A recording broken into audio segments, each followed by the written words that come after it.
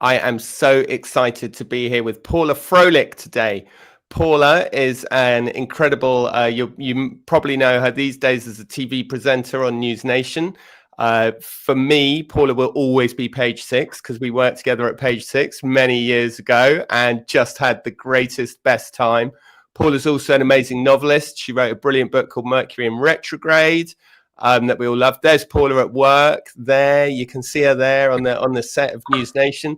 Her Instagram. There's her book, Mercury in Retrograde. Absolutely brilliant, cracking novel. A superb kind of portrait of a moment in time. I would definitely say. If you want more Paula, at PFro. That is the one. At PFro on Instagram. Absolutely brilliant. So, Paula, we are here to talk today, and I've got to tell you, everybody is so excited to have you. I'm so excited. What has happened with this whole deleted photo? Who deleted the photo? Tell us what's happening.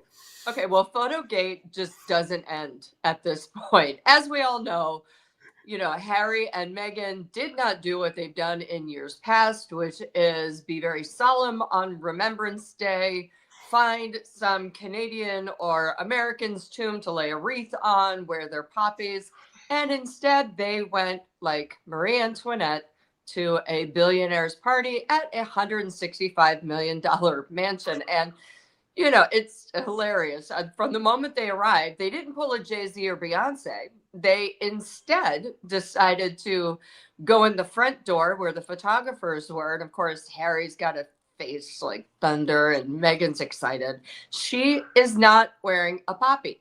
No one knows why, because the outfit could have used a little something. It actually could have used a different outfit.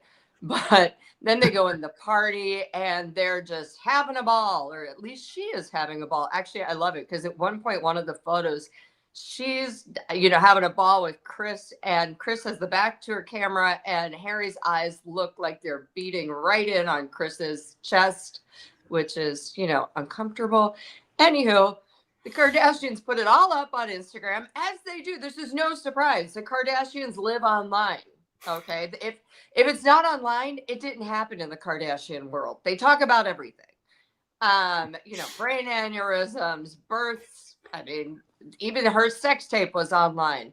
So, of course, the party's going to be online. All these photos show up, and then all of a sudden, all the Harry and Meghan ones just magically disappear. And everyone notices. And of course, they all had screen grabbed.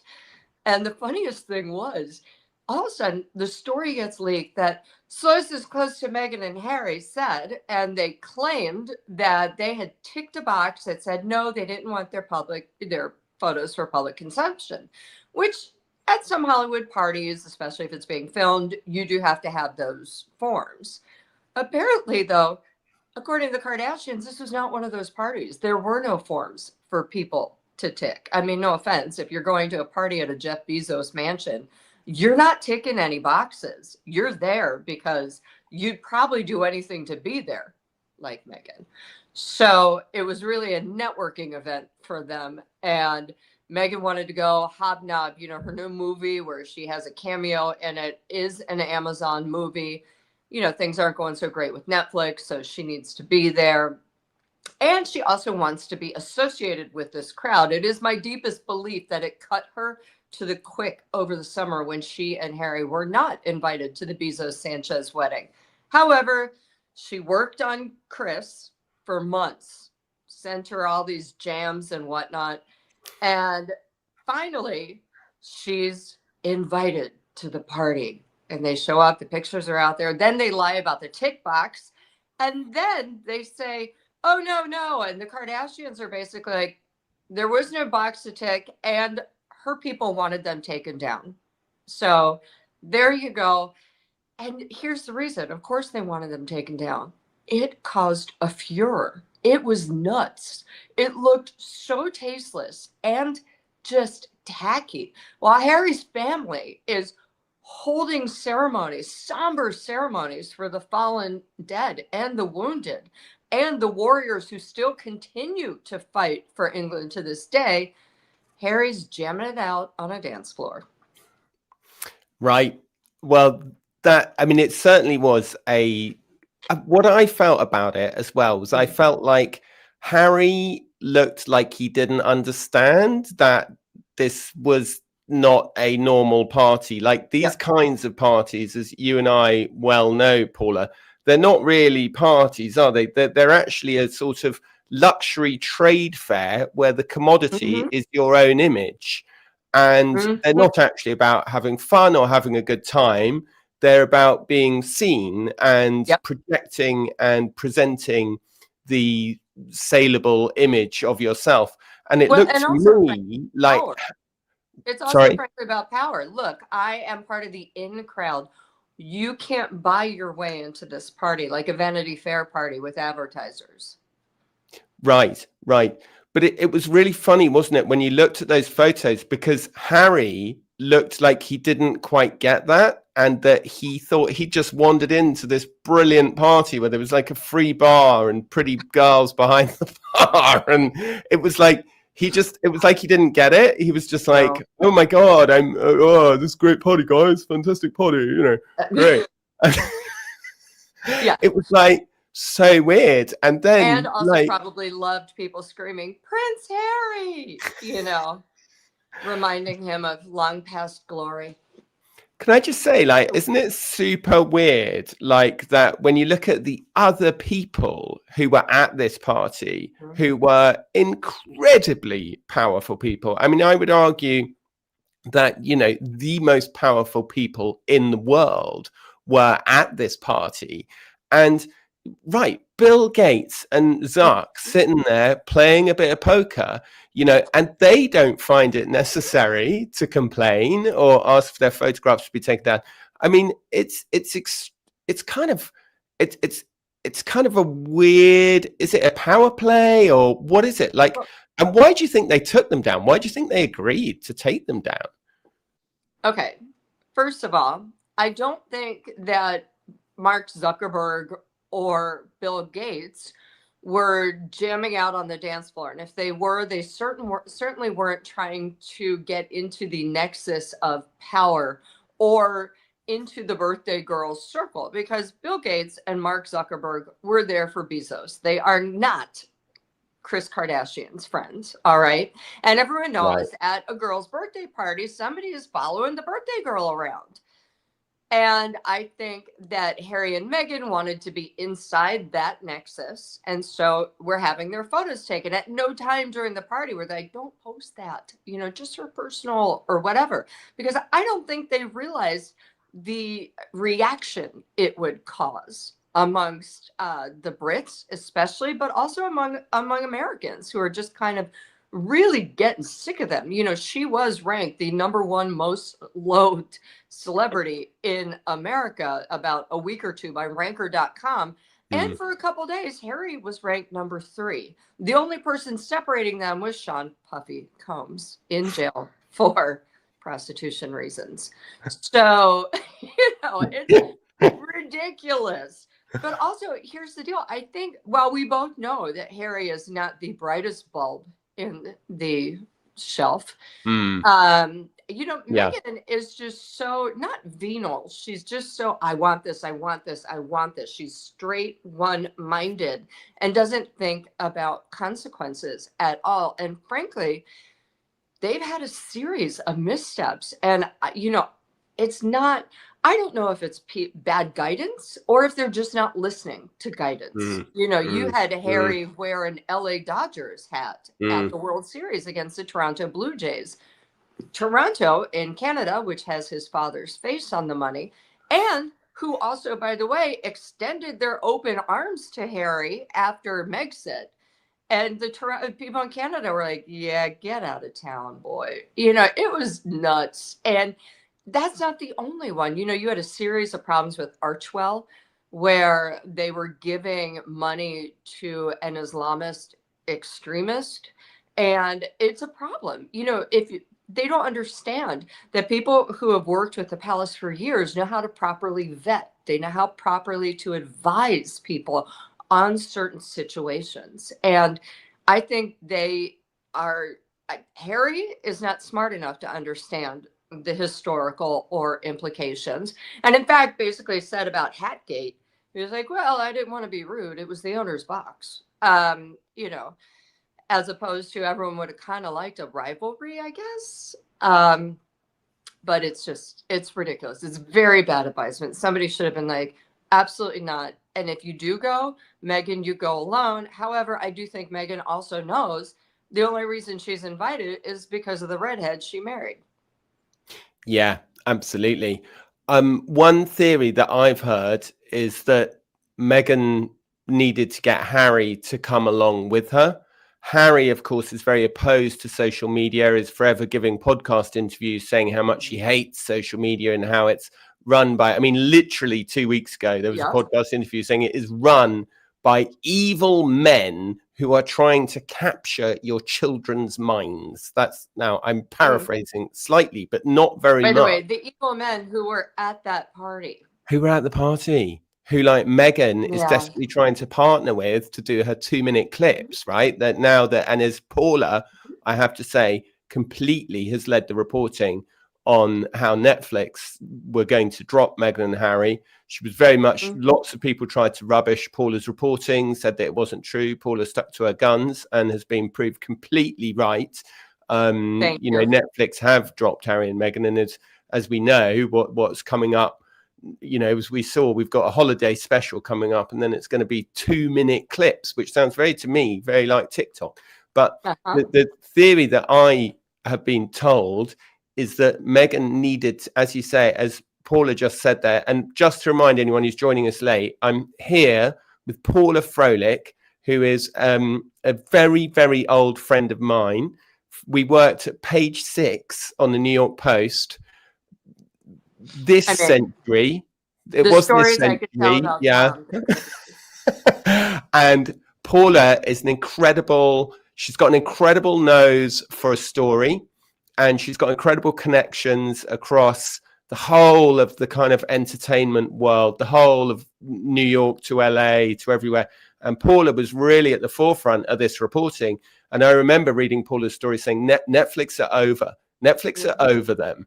And, you know, as I said, lots of people tried to rubbish Paula's reporting, say it wasn't true. And of course, well, as is always the case in journalism, you're always proved right or wrong by what actually happens in the end. And of course, Harry and Meghan was a huge hit, but the idea that realistically they were some form of producer on that show is nonsense. I mean, it was just a tabloid kiss and tell, right? But that wasn't what I've got distracted because I wanted to remind people who've joining late how amazing you are at PFro. And I have been told that apparently to get Harry to come, he was told that his pictures wouldn't be on social media by the missus, and that's actually what all this is about. Now, I have to say, I haven't been able to completely stand that up, but it seems like as credible a theory as anything else, because none of it makes any sense. It does. None of it makes any sense. Like, why'd you turn up at this party at the public entrance? Why do you pose with Kim Kardashian if you don't want that picture to go online? I mean, it's like crazy. Although it's again, absolutely crazy. My favorite photo will always be the photo where Meghan and Kim are kind of dancing and he's just right at her chest. You know, I mean, to be fair, you can't miss them, but yeah, you know, nobody wants that captured. Hard not to look at them. Exactly. There it is. But it is an incredible. I mean, do you miss going? Do you still go to these kinds of parties? Do you like going to them? I mean, we used to go to them the whole time. But I mean, I have to say, looking at these pictures, I was reminded of what a kind of terrible, miserable experience. I mean, for journalists, it's quite fun because you just park yourself. What you do is you find the spot near the kitchen where the canapes are coming out. You intercept the flow of canapes before they enter the broader arena. You have a free drink and you have something to eat and you get a story and you do your job and you clear off. But for the people doing it, it's a kind of weird experience, a weird existence, isn't it? Kind of this sort of celebrity centrifuge that is kind of separating everybody into their A's and their B's and their C's and Who gets it? It's definitely bizarre. It's also kind of like, I call it the Hollywood daisy chain. Right. You know, all innuendo meant there. You know, it's like, I'm gonna hump your leg, you're gonna hump my leg, and we'll hump our leg in person. Or if there's one famous person in the room, then I must hang out with them because we're instant famous friends. Now, in this situation, it would have been very interesting because let me tell you what I believe went on in that party. Okay. Any single starlet made a beeline for any billionaire.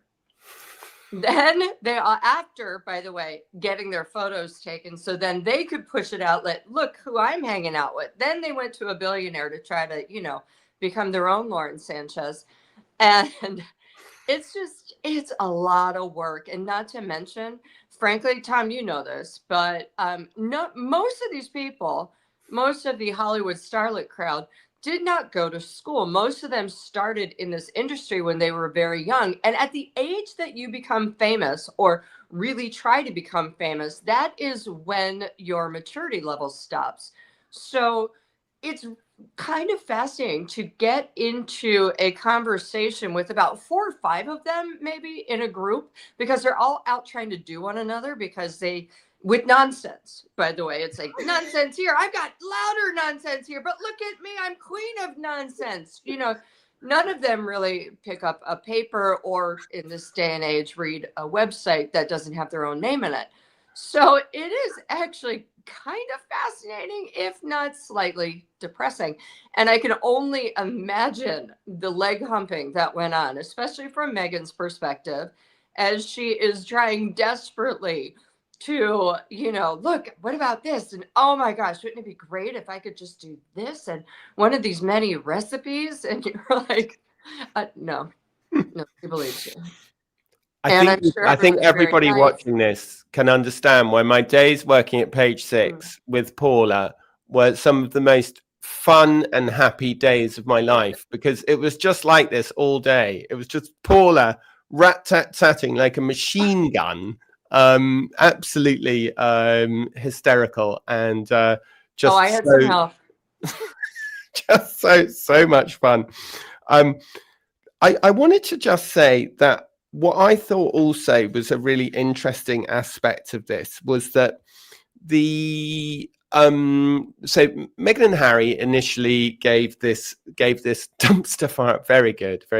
And Meghan and Harry initially gave this reason, which was, I guess they kind of just hoped that it would drift by. But the Kardashian machine is a very, very ruthless and well-oiled machine, and it's really exposed, hasn't it, the amateurishness and the ramshackleness of the Sussex machine. In contrast, it's like the Sussexes tried to make this vague claim. They tried to make it off the record, but they told too many people, so it became apparent that it was coming from their office, that about this ticking no on a consent form.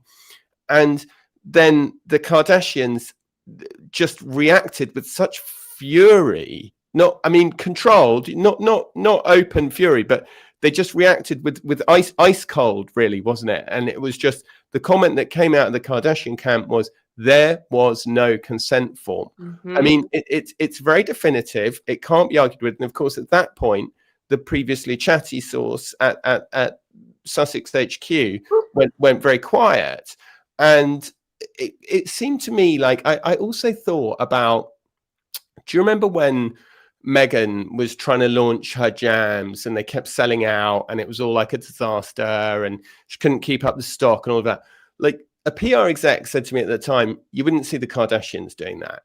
And the professionalism of the Kardashian machine is very, very striking, isn't it? That they can put together this incredible party with all the most powerful people in the world there, and B, the moment somebody steps out of line, wow! I mean, the rod came down, didn't it? I mean, the ruthless kind of image management, ruthlessly understanding the importance of projecting. I think what the Sussexes keep. The Sussex line now is, there's a big fuss about nothing. We've all got more important things to focus on. But the point is, isn't it, that when people lie about little tiny things, your mind starts to wonder about whether they might lie about bigger things. And that's why I think this is dangerous for them. 100%. Remember when in one of her many interviews, whether it was on Harry and Meghan or the Oprah, and she complained about the royal family and said, I wasn't allowed to wear color. And you're like, girl, you don't wear color. Oh, you are beige. Also, by the way, that is part of her problem. Her personality is beige. But, you know, and you're like, hey, there's a lie. Wait, we can go through all these little lies and they kind of add up. But let's go back to something that you said. The thing about the Kardashians is, first of all, Meghan's jam release was limited. Now, here's the deal, Tom. You and I both know that if I decided to sell socks and I went out there and made a big hullabaloo about Paula Froelich socks and only had 3 pairs on sale, they would sell out. Okay. So, you know, and maybe it was a trial run. I could come up with all the Sussex excuses. But the thing about them is that they are not professional people. The Kardashians are professional. Kris Kardashian, say what you will about her. She is a fabulous manager. She is a fabulous businesswoman. Every single thing she has done, she has researched. She has gotten into things with the right partners. Look at Skims. Look at Kai Beauty. All of these things that she's done for her daughters. She is a full-on professional. And one of the reasons I think they took so much umbrage about the box ticking lie is, who the hell wants to go to a party if you know there's going to be cameras when it's really just a party? Now, they would have warned people in advance. And also, it made their party look silly and foolish and like it was all just for show. So while it may have been silly and foolish, it was her 70th birthday. And I'm sure it was a hell of a good time for Kris and Lauren Sanchez. But, you know, it's just at some point, you have to look at Harry and Meghan and say, your entire career, and let's use that term loosely, in the United States has been completely unprofessional. And right now, I think they have one PR person in America. And who knows if Meghan listens to her, because she hasn't listened to the other that she's fired. You know, she went through 10 in 2 years, something ridiculous. And so it's just kind of, it's ridiculous. They don't seem to listen to anybody. They don't seem to want to. It's Meghan's way or the highway, as Harry once told his grandmother. I think absolutely, Paula. And I think what's so interesting, if you're going to have a really small operation like they have, like, sure, if you want to have one PR person, you know, or 2 PR people, fine, if you want to do that. But if you're going to do that, you've got to be like so disciplined about your message. And of course, the really easiest way to be incredibly disciplined about your message is to be completely honest, because then no one can then get mixed up. And the trouble is, wait a minute. By the way, disciplined about the message and the calendar. Do we even know if their PR person knew they were going to this? Who knows? I mean, absolutely. I think you're right, and I think the discipline, clearly, there's no discipline on the message. I mean, I can't even keep track of the number of projects this year alone. I mean, the amount of things that have been half launched and then not launched, and podcasts here and podcasts there, and jam and not jam and business and all of this. But you know what really strikes me is that I think that they've basically given a gift wrapped with a bow on it to anybody who's said that they're liars in the past, because that's ultimately what has happened. The Kardashians have said, they've said this happened, and the Kardashians said that didn't happen. The Kardashians haven't directly used the word "you are liars," but that's very clearly the implication. Yeah, they didn't need to. They didn't need to. That's really clearly the implication of what they said. And it makes people think, I think, about some of those extravagant claims in the documentaries that she didn't really know who the royal family were, that she'd never Googled Harry before, that they got married 3 days before they got married. And, you know, that claim about we got married 3 days before we got married, that actually caused real problems in the United Kingdom. And it ended up, Paula, with the Archbishop of Canterbury having to deny it. I mean, that is crazy, right? That is absolutely crazy. Why would you make up these things that are A, not true, B, so easy to disprove? And you know, you can't, you can maybe just about do that if you've got a massive operation and you really want to, you know, you really want to do all that Right. stuff.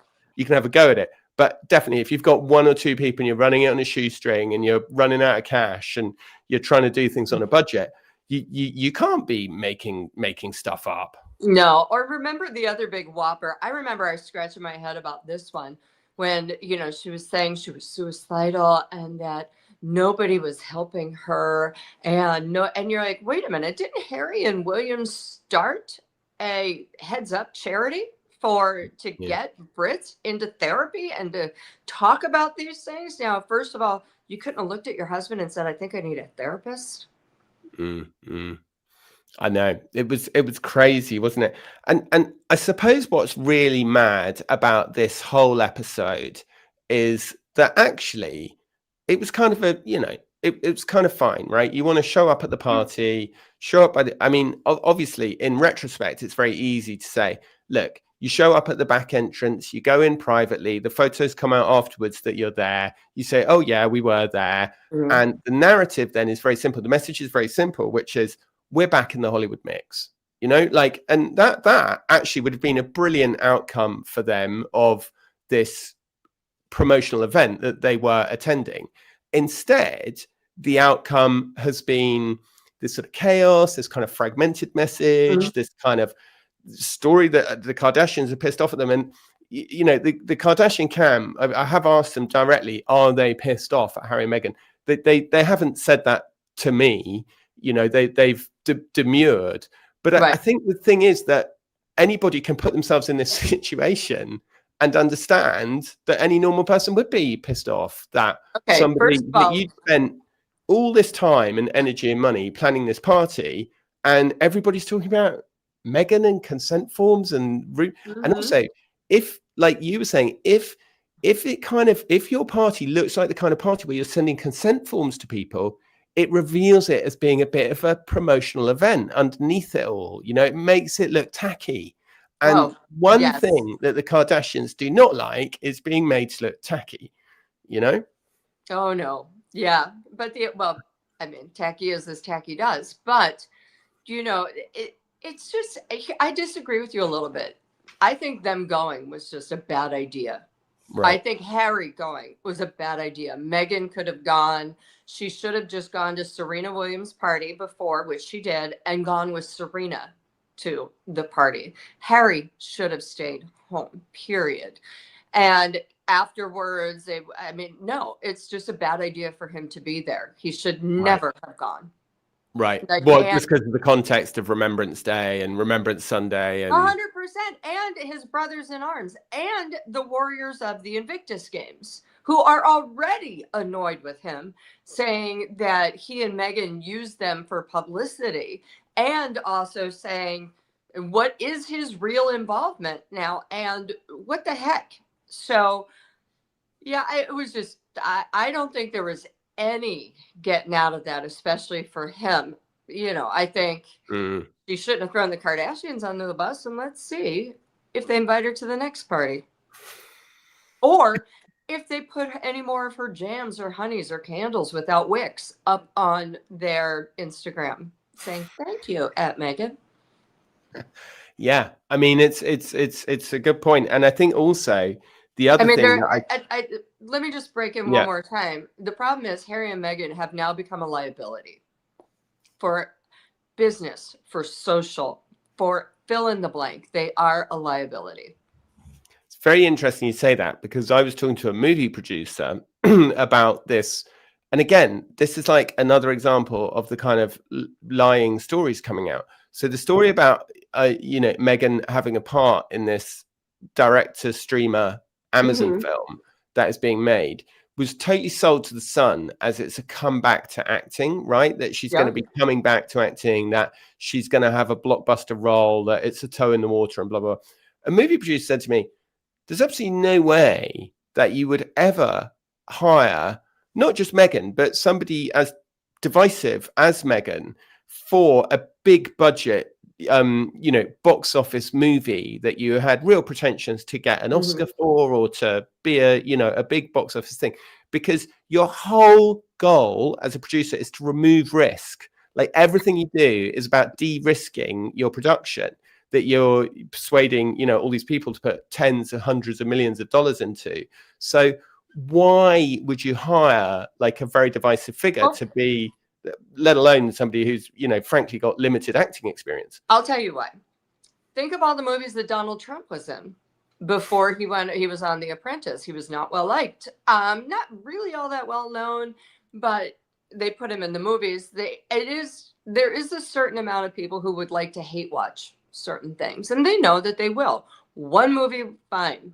It's like the first season, and again, let's use that in quotes, of With Love, Meghan. People hate watched it. It went up to number 4 for 3 whole days on Netflix's top 10. The second season, flash in the pan, goodbye. Nobody even watched. Yeah, absolutely. And that is perhaps the problem. Well, it's been absolutely brilliant having Paula here. She was only really meant to stay for 15 or 20 minutes, but obviously I've done such a good job of charming her that she stayed here again. So just to say again, Tom is the ultimate charmer. Paula is absolutely she's a brilliant, what Paula actually is she's a bit of a polymath. She's actually much brainier than she makes out. And she's a brilliant reporter, brilliant sort of connector of lots of different worlds, I always felt. When I worked at New York Post with Paula, she got everybody a book deal, including me. So thanks for that, Paula. It's absolutely brilliant to have you. Yes, it's been an incredible story, this whole Kardashian mess. And do you think it's the party season now, isn't it? Do you want to invite Meghan and Harry to your Christmas party, Paula? There you are, planning your Christmas party. Is it why? But the thing is, why? Or, what is she going to do? Send you some mulled wine sachets and tell you to put them in water instead of wine? No, thank you. I don't know. I'm sure she will get invited to certain Christmas parties in Montecito. But the bigger tell is whether she gets invited to the major Hollywood parties, so the Oscars, the Golden Globes, the SAG Awards, those kind of things. Yeah, absolutely. Ben, just before we go, just so people can see how great Paula is, let's just, if you're watching and you want to write a comment, tell Paula how great she is and tell her we want her back on the Royalist. That we want her back on the Royalist. Tom, you're going in and send out. in your messages and we'll put them up on the good connection. Right. Okay. We're losing the connection. Paula, thank you so much. There we are. All the messages coming in now about how brilliant you've been. Thank you so much for being with us this evening. Yeah, you're frozen. But I love you frozen. Anyway. There we are. We'll have to go. All right. Paula, what a brilliant guest to have. Thank you so much. Goodbye. Instagram @pfro. @pfro. Do not forget @pfro. That is what you need. Thanks very much. We'll call it a day there. Thanks, Ben. Goodbye. Okay.